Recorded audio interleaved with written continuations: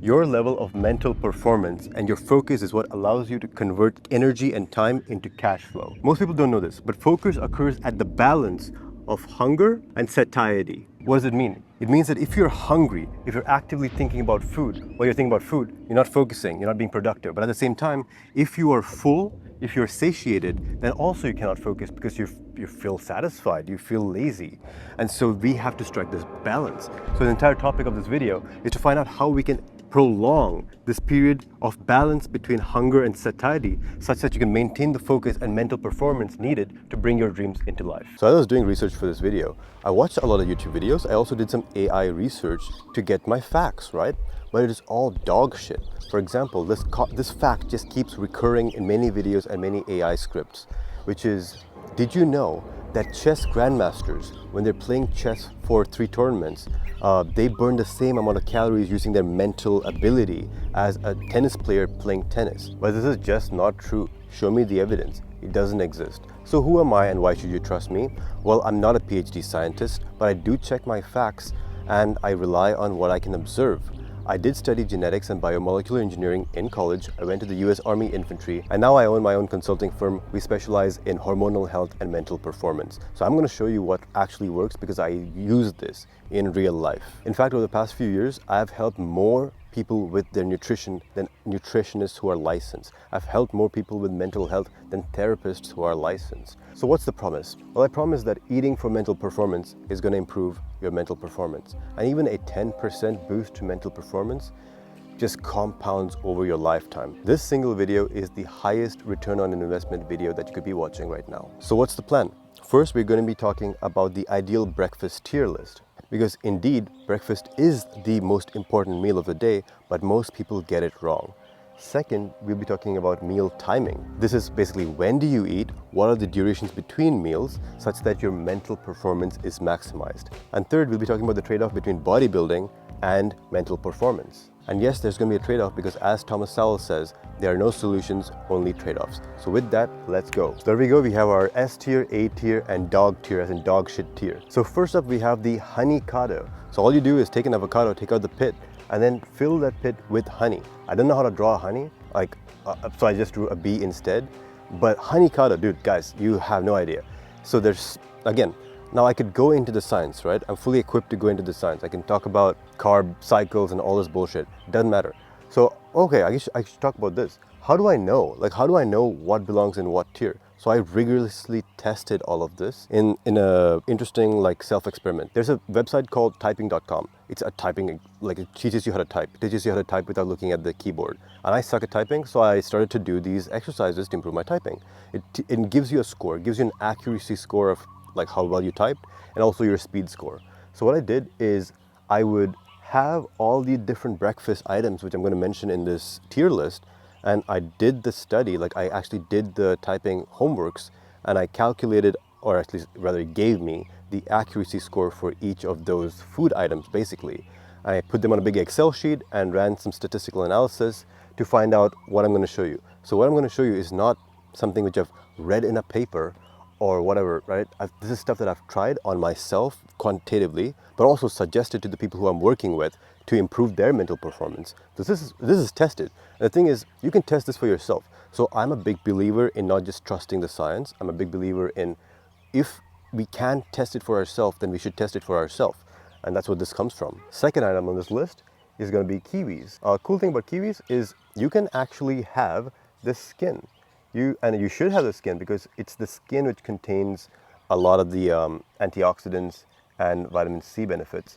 And if you're like, I can't eat the skin is fuzzy. Dude, get over it. Just get over it. Have some kiwis. The third item is oranges. So an orange is a citrus fruit. It contains citrus elements, similar to lemon or something. So all citrus fruits are actually banger for S tier. There's something about them. Again, I can go into the science, but I don't want to. Then we also have watermelons. You know what? That's not even a bad watermelon. So watermelon is also an absolute banger S tier breakfast. Pineapples are also absolute banger for productivity purposes. There's a reason why it has a king. It has a little crown on it. This thing is king. And now let's go into the A tier. Berries, like blueberries, strawberries, all kinds of berries. They're fine, but I just find that they aren't as good as any of these items. It doesn't have enough moisture content. So when you wake up in the morning, you're kind of dehydrated. Of course, you can drink water. I know you should drink water, especially with electrolytes. But these are all high moisture containing items, except the honeycotto. And then we have bananas. Bananas are also, like, they're good for, that does not look like banana. Okay, hold up. Bananas are a solid A tier. Banana. There we go. Not bad, not bad. These are great. So berries and bananas are actually great for physical performance. So if you're gonna go to the gym, then these will be fine. Any of them will be fine. But for mental performance, they're gonna be in A tier, not S tier. We also have apples and we also have pears. And then what's D tier? What's the dog shit tier? So this is your standard breakfast, which most people are gonna be having. Bacon is a terrible breakfast item. It just absolutely slows you down. Then sausages, bread is terrible. Then milk and cereal. Draw a spoon, we have some cereal. My favorite breakfast of all time, I think, has got to be biscuits and gravy. The thing is, it's not good for mental performance, like, at all. Oh, I forgot eggs, by the way. I would say just eggs, like a boiled egg, would fit into A tier, but almost D tier. Actually, you know what? I might just put it in D tier. Eggs actually belong in D tier. Like, wow, how can that be? I thought eggs are great. Eggs are great. Eggs are amazing for lunch and dinner. I'm just saying it's not good for breakfast for mental performance. So what's the general rule of thumb here? What are we seeing? We are seeing a lot of sugar and moisture content in S tier, A tier as well, but the moisture content does decrease. And then D tier, we see a lot of protein, we see a lot of starches. So starches, we didn't know, when you consume starches, they release serotonin in the brain, which is amazing for sleep. But again, we want mental performance in the mornings. So that's why you want to avoid starches. And then protein as well. Protein is hard to digest. Protein is awesome for bodybuilding, awesome for muscle growth. That's not what we're optimizing for right now. So we don't want to have protein. We don't want to have starches. We don't want to have high calorie meals first thing in the morning. We want to stick with these. Now the question is, how much should you have and what is the exact timing? And that is really going to be the topic of the very next slide. So let's go. So as I'm taking this off the whiteboard, right, I couldn't emphasize this enough.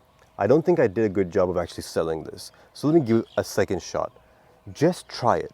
Just try having a honeycotto for breakfast and just watch it change your life and then thank me later. Like, I don't know what to say. This is such a small hack that you can do for such a huge gain that it would make no sense not to do it. It's as important as sleep for mental productivity and focus. And nobody would say that you should compromise on your sleep, and yet nobody talks about breakfast. It's crazy. So in terms of meal timing, so here's what we do.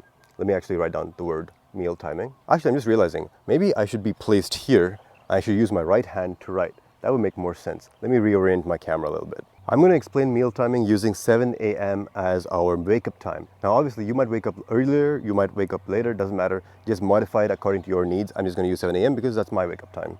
So wake-up time, oh, that's something that's biting me, dude. Okay, wake up, water, and electrolytes. So what should you use for electrolytes? Honestly, just the basic stuff, which is like Element or Relight. So let me write that down actually. Element or Relight will do the trick. Now to be clear, even if you just add a pinch of salt into your water before you drink it, that will work as well, but this is going to be the better option. So after that, you spend 1 hour working. So that will bring us to 8 a.m. Now, if you're hungry at this point, now is the time to do your honeycotto. Honeycotto, or any of the other S tier ones, right? And that's when your true work block begins. So from 8 a.m. all the way to 2 p.m., this is your golden hours. So how much is that? 8 to 9, 9 to 10, 10 to 11, 11 to 12, 12 to 1, 1 to 2. So that's 6 hours. 6 hours of absolute work block. This is your key work block. This is the king to your work block. So if you can actually 6 out of 7 days do 6 hours of deep work where you're doing at least 1 to 2 main tasks per day, which is actually going to drive you towards your goal based on your strategy, there is no way that you can lose. This is the goal. We protect this at all costs.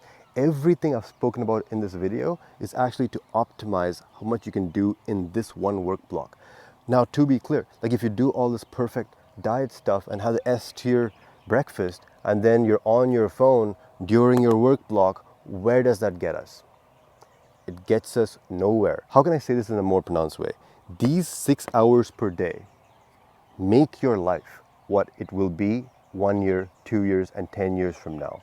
What you do in these 6-hour work blocks will determine what you get done by the end of your life, the level of relationships that you have, the quality of wife that you will marry, the level of, like the quality of your children that you will have, depend on what you do during these 6 hours, the amount of money in your bank account, what vacations you're taking, the kind of phone that you use, your home that you live in. When do your parents retire? These questions are answered by these 6 hours every single day. So please do not waste this on some bullshit low-level activities. You are shooting yourself in the dick if you do so. So please do not do this. I say this with passion because I fucked up. For the past 10 years, from 18 to 28, I did not understand this. I wasted day after day, hour after hour, week after week, and year after year. And I'm still catching up, right? I'm still catching up to the mistakes I made when I was younger. So I don't want this for you. Just don't make the same mistakes that I made. Make different mistakes by all means. Just don't make the same mistakes that I made. So you probably noticed that I had to take 2 takes to make this video. Well, in both takes, I forgot to mention the most important part of the video, which is how do you balance hunger and satiety for mental performance. So I'm going to show you how to do that now.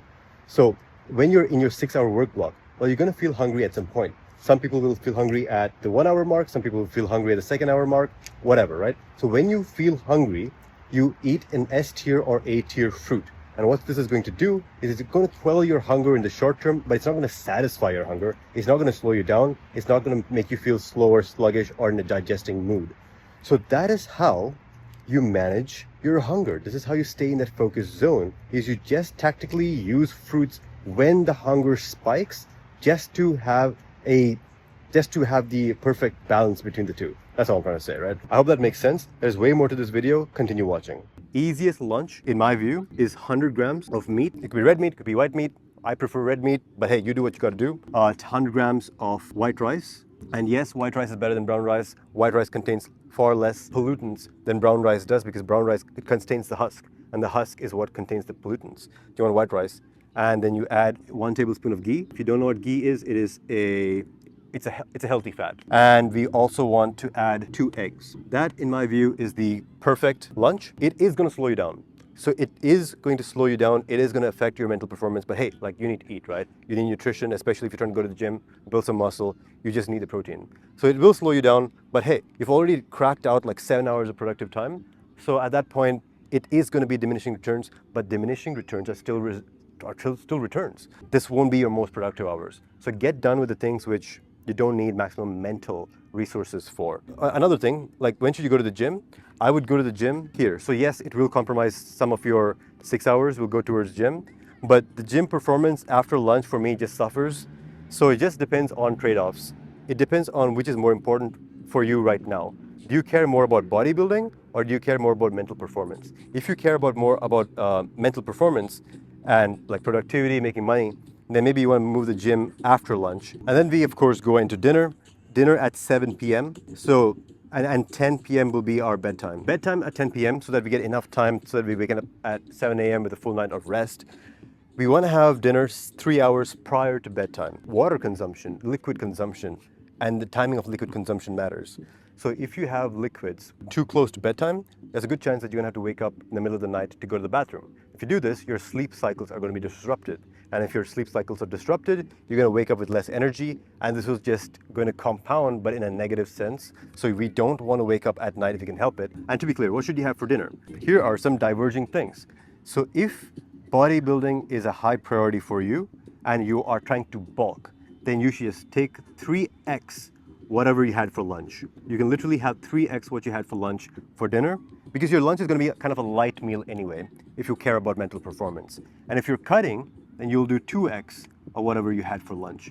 And that could be the simplest, easiest, stress-free way to eat for performance. And I'll leave you with one last thing. If you work in a team like in college, all the way to if you own your own business and have a team working with you, it doesn't matter which part of the game you're in, if you are working within a team in some capacity, wouldn't it be good if your team ate for performance? Of course it would. It would set the pace. It would set the pace higher, and it would bring everybody up in the team. That's called leadership. So what I would suggest to you is hit the share button under this video and just share this link to your team and tell them, hey, this is how to eat for performance. And then, hey, even if they get just a 10% boost in their performance, well, across a team that multiplies and compounds over time. So with that, boys, I will leave you with one final reminder.